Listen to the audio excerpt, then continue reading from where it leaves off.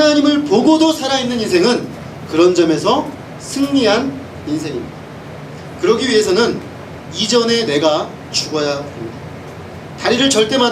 다리를 매번 이렇게 걸을 때마다 쩔뚝거렸겠죠. 야곱은. 그때마다 그는 자기가 그 약복강 나루에서 이전에 죄악된 나, 하나님 없이 살던 나, 사람들의 마음에 상처 주고 이기적으로 자기 목적만을 이루며 살던 나는 죽었다.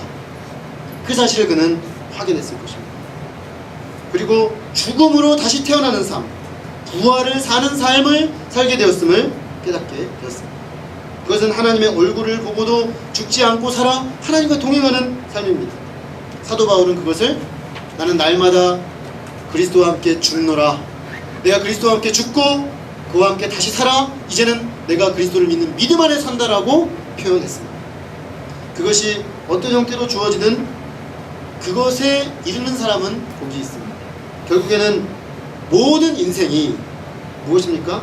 하나님의 얼굴을 보는 문제입니다.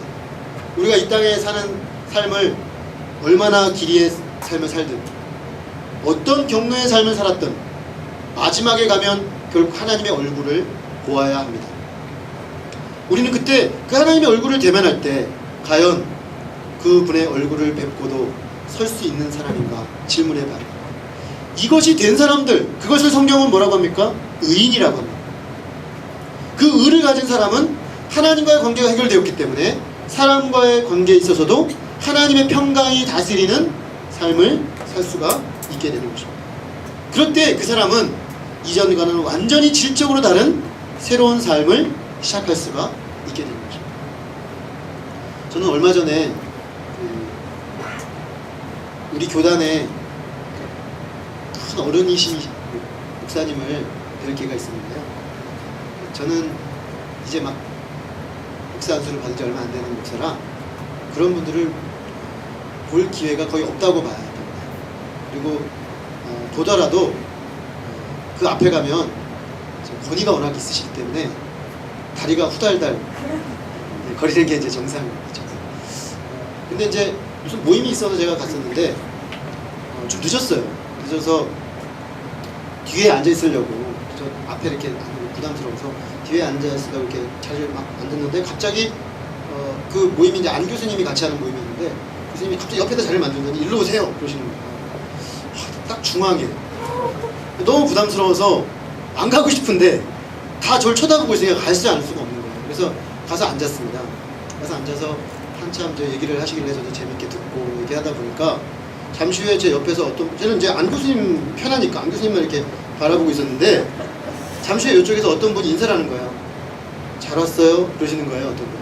알고 봤더니 그분이 그 목사님이죠. 제가 그분 옆에 앉아 있었던 거예요.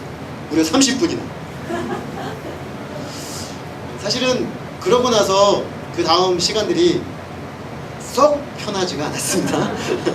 아주 불편했어요. 근데 예전에 저 같았으면 안 교수님 오라 그랬어도 안 갔을 것이고 그 사실을 깨달은 다음에는 아마 그 자리에서 슬그머니 눈치를 보고 빠져나왔을 거예요. 근데 그 모임이 그 다음날 새벽 4시, 5시까지 이어졌거든요.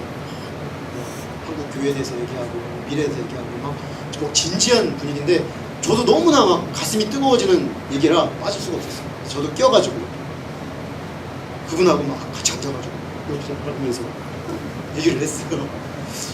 제가 다음날 문득 그런 생각이 들었어요. 내가 어떻게 이렇게 간이 커졌나. 왜냐 제가 처음에 지금도 기억이 납니다. 대학에 이렇게 처음에 왔는데 그 향후의 선배님들이 모였어요. 근데 저는 남학교를 졸업했기 때문에 남자 선배님들만 나올 줄 알았는데 우리 옆에 학교 여고의 선배님들 중에 이 학교에 온 분들도 나오신 거예요. 그 순간부터 제 얼굴 근육이 경직되기 시작하고 온몸이 막 경직이 돼가지고 어찌할 바를 모르겠는 거예요.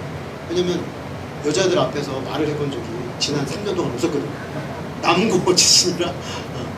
근데 막 여자 선배님들이 너무 막 이렇게 예뻐해 주시는 거예요. 너 신입생이니? 그래서 야 너 귀엽다 막 이렇게 얘기하시고 제가 귀여웠던 적이 있었어요. 노란 옷을 입고 아주 병아리처럼 앉아있던 그런 시절. 근데 저는 지금도 그날을 기억하는데요. 아주 힘들었어요.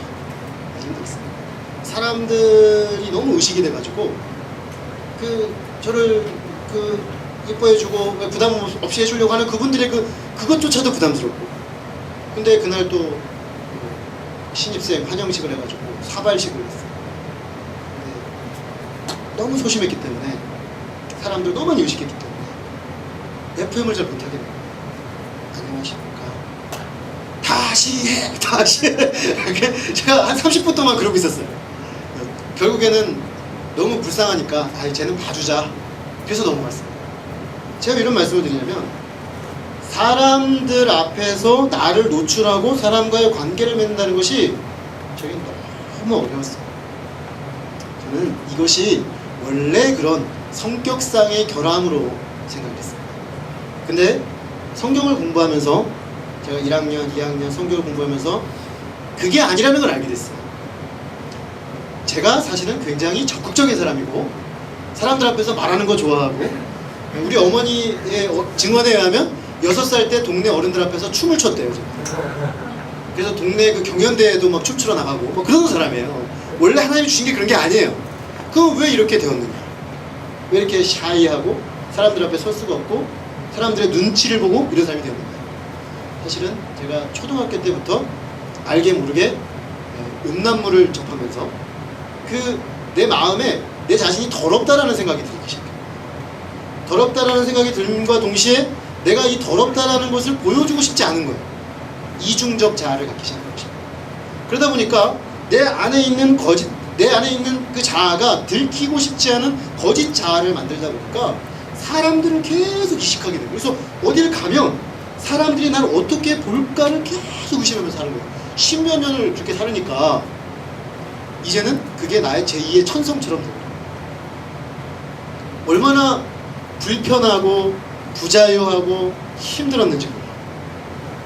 근데 사람들의 얼굴을 못 보고 살았다. 마치 야곱이 에서에게 죄짓고 에서 얼굴을 못 본 것처럼. 근데 오늘 야곱이 어떻게 해결이 됐습니까? 하나님의 얼굴을 보면서 자기 죄의 문제가 처리되었을 때, 죄의 용서를 받았을 때 그는 하나님의 얼굴을 보고도 살아난, 즉 죄의 용서를 받고 이제 새로운 삶을 산 자로서 형을 대면할 수 있게 된 것입니다. 가만히 들어보니까 저도 그래요. 그때부터 예수님의 십자가의 은혜를 영접하고 나의 죄를 위하여 예수님께 십자가에 죽으시고, 그죠? 그의 발에 나의 발을 포개고 그의 손에 나의 손을 포개고 그와 함께 죽고 그와 함께 다시 살아난 자가 된 이후로 그 예수님의 십자가 복음 안에 나의 모든 옛자가 못 박혀 죽고 이제 부활하신 주님과 나는 새로운 존재로 태어났다라는 그 믿음, 그 죄사함의 은혜, 그것이 내 삶에 들어오고 난 이후부터 저는 하나님과의 화평의 근거에서 다른 사람들과의 관계에서도 화평한 사람이 되었어요. 그래서 여전히 부담은 있어요. 부담은 있지만 이제는 표현하는데 어려움이 없어요. 그래서 그분 옆에서 사진도 찍고 친구가 됐어요. 정말 영광스러운 일이죠. 저로서는. 제가 지금 박사과정 학교 이사장님이에요. 그분을 보기도 어려운데 친구가 돼서 그분이 나를 안다는 게 얼마나 신기해요.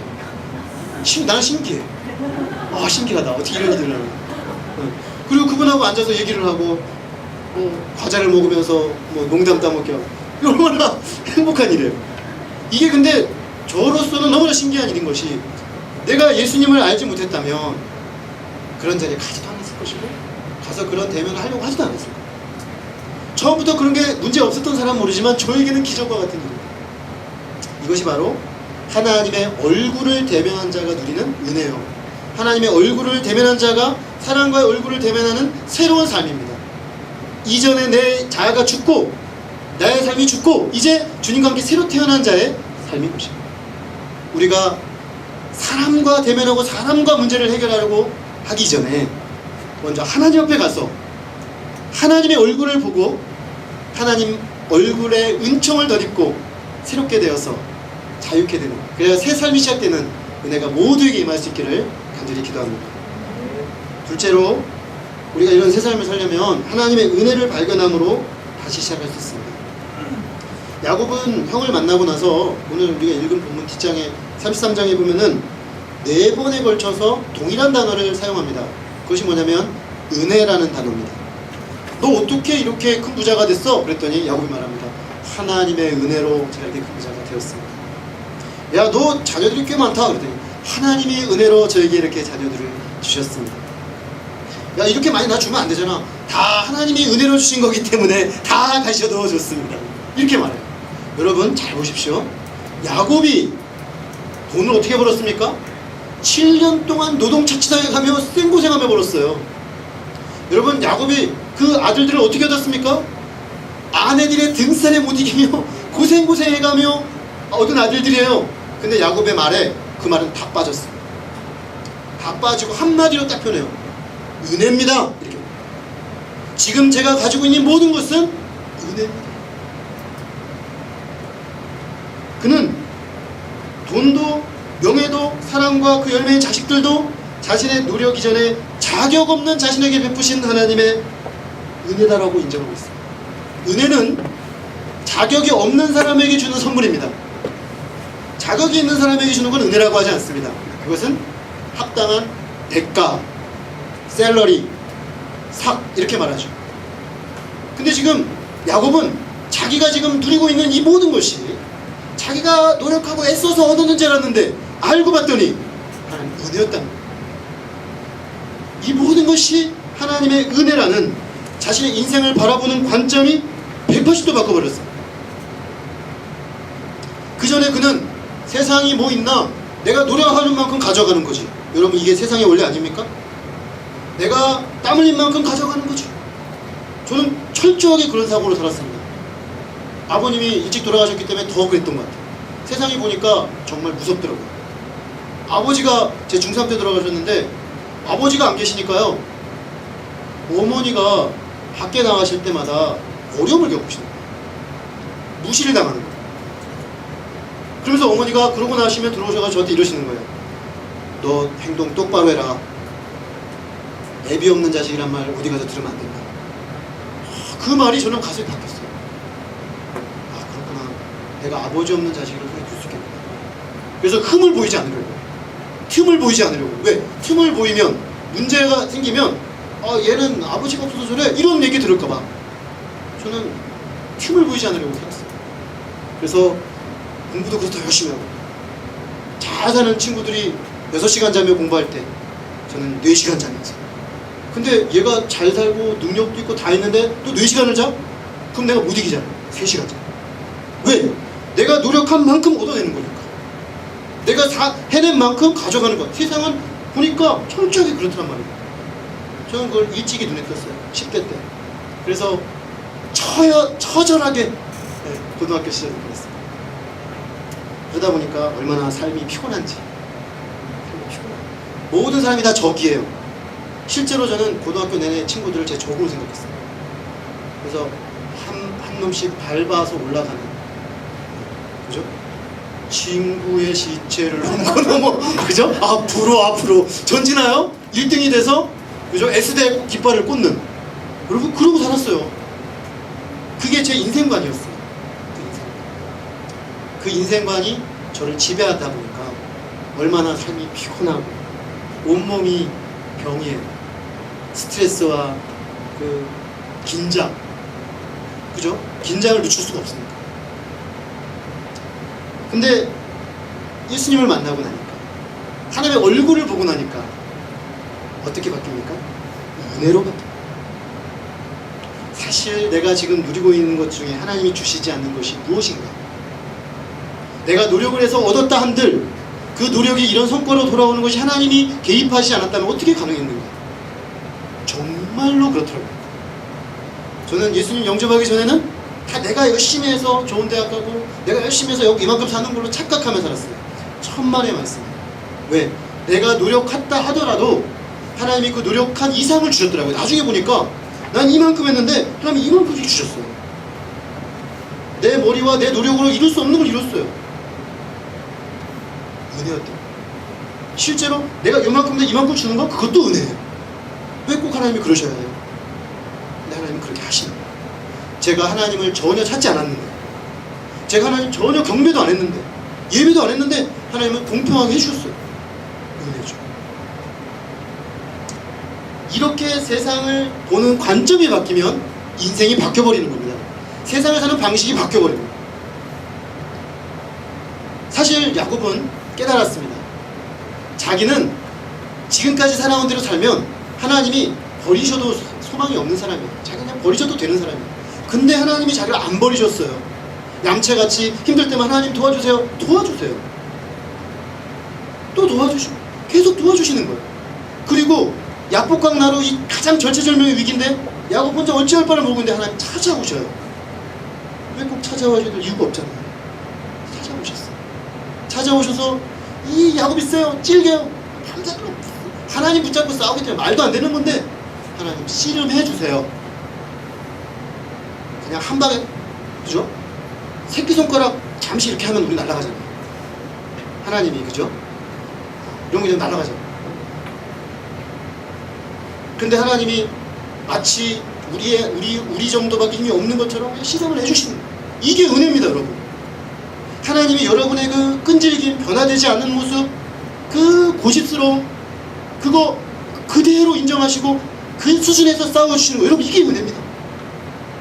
아, 내가 오늘 이 자리에 이렇게 서 있는 게 은혜입니다. 본질적으로 육적인 야곱이 이렇게 하나님을 인정하고 하나님의 은혜를 고백할 수 있게 된 것은 사실은 하나님이 그를 포기하지 않으셨기 때문에, 사실은 하나님이 그를 다시 찾아오셨기 때문입니다. 사실은 하나님이 그를 기다려주셨기 때문입니다. 사실은 하나님이 그의 수준에서 씨름해 주셨기 때문입니다. 마침내 축복해 주신 결과입니다. 또 실상 하나님께서 이기셨잖아요. 원래 우리 인생은 하나님 이길 수 없습니다. 근데 하나님은 한독표 치셔서 안 되니까 쓰러뜨려 놓으셨어요. 근데 그려놓고 나서 뭐라냐면 네가 이겼다 이렇게 말씀하시고, 이겨놓으시고 자기가 이기시놓고서는 우리 보고 이겼다라고 하시는 거예요. 이것도 은혜입니다. 믿음이 뭡니까, 여러분? 저는 믿음을 이렇게 정의합니다. 하나님이 우리와 씨름하시다가 보통 우리가 언제 믿게 되냐면요, 한 대 맞으면 믿어요. 아, 이게 아니구나. 펀치가 이게 보통 펀치가 아니었구나. 사실은 하나님이 지금껏 계속 건드시다가 버텨주신 거구나 깨닫고, 아, 이제 하나님 제가 믿고 살겠습니다. 하나님만 믿겠습니다. 하나님 없이 어떻게 살겠습니까? 이게 믿음입니다, 여러분. 근데 하나님이 그렇게 고백하는 사람한테 뭐라 그럽니까? 야, 너 의인이구나 이렇게 해주십니다. 사실 하나님이 다 해놓으시고 그리고 이겨놓으시고는 아, 네가 이겼어 이렇게 해주시는 게 이게 믿음이에요.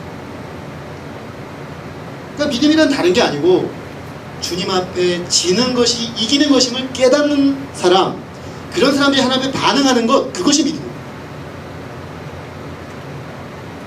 이 모든 것이 우리의 노력이 아니라 하나님의 선물임을 인정하게 되는 것, 그것이 은혜입니다. 죄사함과 관계 회복은 그 은혜에 뒤따라오는 은혜죠. 그죠? 뒤따라 쫙 딸려나오는 은혜는요, 프랑켄 소세지와 비슷합니다. 그래서 줄줄이 딸려옵니다. 그래서 첫 은혜를 받기 시작하면 그 다음 은혜가 딸려와요. 계속 딸려와요. 나중에는 이 은혜가 감당할 수 없을 만큼 커져요. 그래서 정말 은혜를 체험한 사람은 나중에 어떤 표현을 쓰냐면 은혜라는 표현을 씁니다. 은혜의 바다. 은혜의 바다 속으로 풍덩 들어가 버리는 거예요.